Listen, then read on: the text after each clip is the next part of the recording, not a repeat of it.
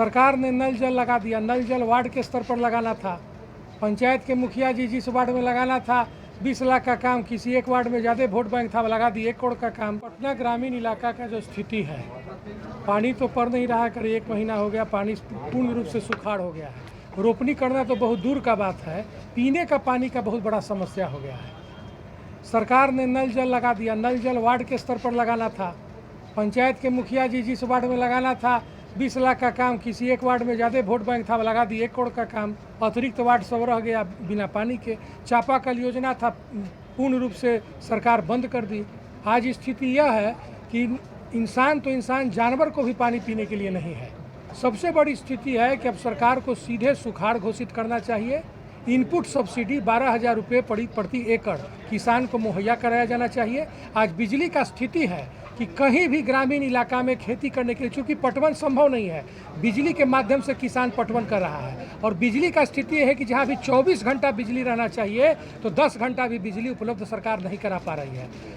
आज पटना कैनाल में बलिदाद लक्ष्य से जब तक 1400 क्यूसेक पानी नहीं छोड़ा जाएगा, तब तक की जो आखिरी छोर है विक्रम नौबतपुरी सब आखिरी छोर है कैनाल का, इस जगह पानी मुहैया कराना संभव नहीं है। और 1400 क्यूसेक तो बहुत दूर का बात है, अभी कैनाल में पानी नहीं छोड़ा है सरकार। जब तक कैनाल में पानी नहीं छोड़ा जाएगा, बिजली उपलब्ध नहीं कराया जाएगा, तब तक पूरी रूप से भूखमरी का शिकार हो जाएगा पटना ग्रामीण इलाका और प्रलय मच जाएगा।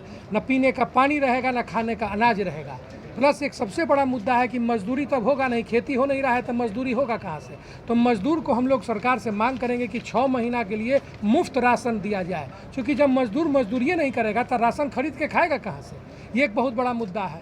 दूसरा, प्रशासन तंत्र जो है से पूर्ण रूप से दारू अब बालू में लगा हुआ है, निर्दोष कांग्रेस कार्यकर्ताओं को पकड़ के जेल में भेज रहा है। ये भी एक बहुत बड़ा मुद्दा है। अपराधी गिरफ्तार नहीं हो रहा है, अब पॉलिटिकल वेंजेंस के साथ लोगों को गिरफ्तार करके झूठे केस में फंसा कर भेजा जा रहा है। अभी प्रखंड अध्यक्ष को भी विक्रम में झूठा केस में फंसा कर जेल में भेज दिया गया।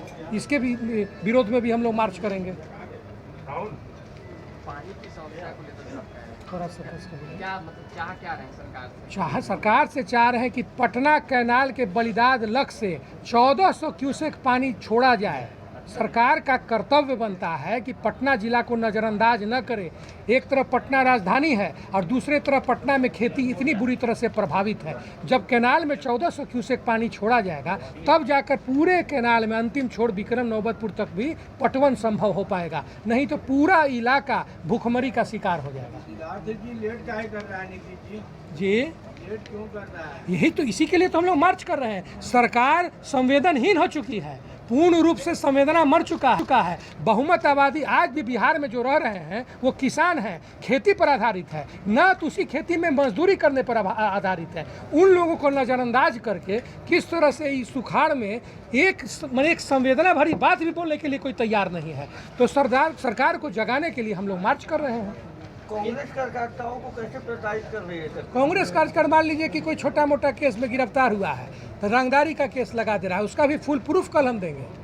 किस तरह से धारा बदल दी जाती है, जहां 323 लगना चाहिए 307 लगा देता है, जहां 406 लगना चाहिए 420 लगा देता है। मतलब पॉलिटिकल वेंजेंस के साथ काम करता है, कॉन्कॉक्टेड केस बनाया जाता है। पालीगंज एएसपी के द्वारा नाजायज ढंग से विक्रम प्रखंड अध्यक्ष अखिलेश कुमार को फंसाया गया, कोई सबूत नहीं है, और उसके बावजूद जिस गवाह के बेसिस पर फंसाया गया वो गवाह अगले दिन रिटन कोर्ट में दे दिया कि हमने कोई ऐसा वक्तव्य नहीं दिया गया है। उसके खिलाफ में भी हम लोग प्रदर्शन करेंगे। आपने कहा कि चिन्हित अधिकारी के द्वारा प्रताड़ित किया था, एकदम पालीगंज एएसपी के द्वारा।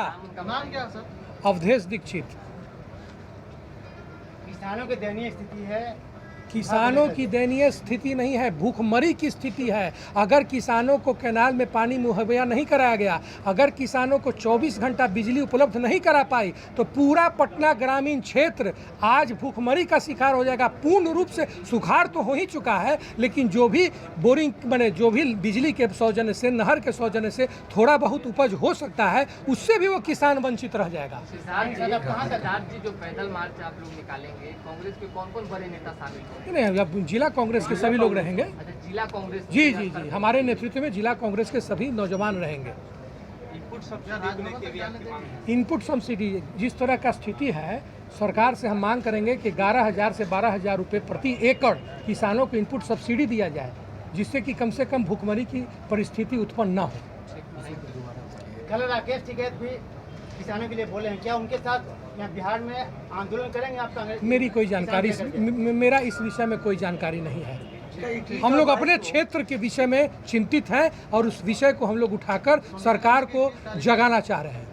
21-22 को भी सर कांग्रेस जो है अपना एक मार्च निकालेगी। हाँ, उसमें हम लोग सम्मिलित रहेंगे। 21-22 को ईडी के मामले पर है और केंद्र सरकार के द्वारा निश्चित रूप से रहेंगे। ईडी को जिस तरह से एक हथियार बना के इस्तेमाल कर रहा है मोदी सरकार, उसके खिलाफ में 21 तारीख को भी हम लोग प्रदर्शन में रहेंगे। 22 दोनों दिन। कॉन्फ्रेंस का मकसद सिर्फ विक्रम की जनता को नहीं, पूरा पटना ग्रामीण इलाका जिसमें पालीगंज से लेके जो भी बलिराज लग से जो पटना कैनाल है, इसमें 1400 क्यूसेक पानी, इस पानी को जब तक छोड़ा नहीं जाएगा तो जितना बिहटा से लेके नौबतपुर से लेके पाली से लेके दुल्हिन, जो भी ये इलाका है वेस्टर्न पश्चिमी पटना ग्रामीण इलाका, इस इलाका में एकदम पूर्ण रूप से भूखमरी की स्थिति उत्पन्न हो जाएगी। आपने कह रहे हैं कि चापाकल योजना चालू होगी, नल जल योजना कितना? नल जल मैंने आपको समझाया, नल जल योजना वार्ड के अधीन कर दिया गया। सरकार ने एक ऐसी नीति बनाया कि वार्ड मुखिया को देखते रह गया, मुखिया वार्ड को देखते रह गया।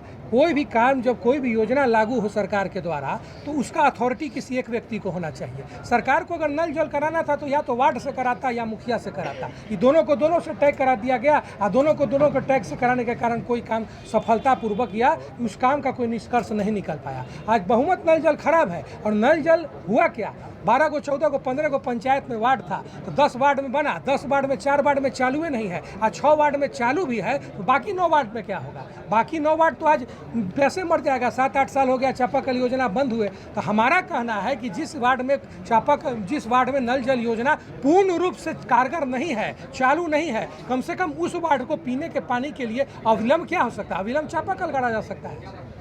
मंत्री से आपकी बातचीत हुई है? लगातार हम लोग डीएम के यहाँ भी गए थे, डीएम साहब से भी हम लोगों ने बताया कि इस तरह से यहाँ सुखाड़ का स्थिति है, पानी की संकट है, लेकिन अभी कोई स्पष्ट निर्देश नहीं आया है। तो निश्चित रूप से अब नहीं होगा तो कब होगा?